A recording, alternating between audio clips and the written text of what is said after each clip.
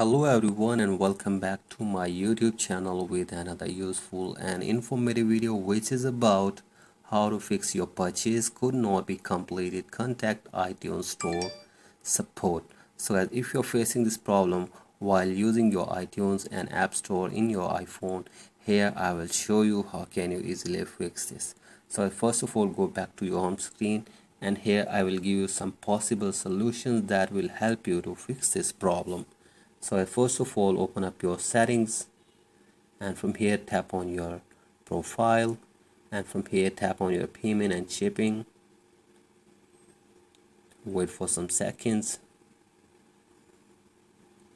So guys, from here you will have to simply remove your payment method for one time, and then you will have to add it again and make it sure that all of your details regarding your debit or credit card and your payment method is correctly given in your device. So guys, remove your payment method and add your payment method again correctly, and after this check if the problem is fixed or not.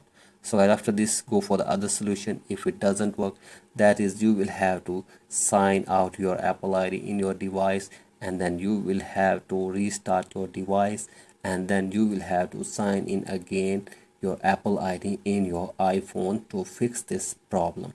So for that, open up your settings again and tap on your profile again, and from here scroll it below, and from here you will have to simply tap on sign out.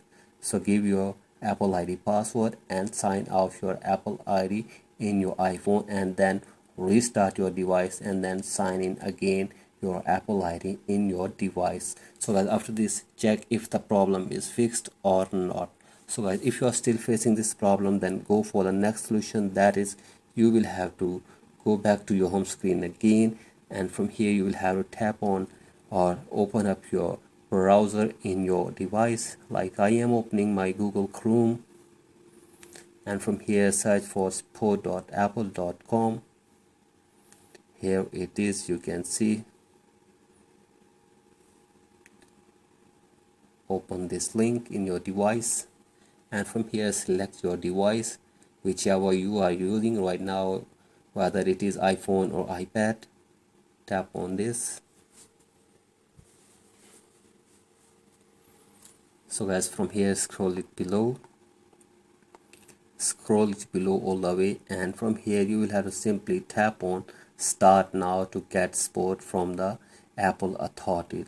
So guys, hopefully they will try to fix this problem when you submit your request to help for this problem.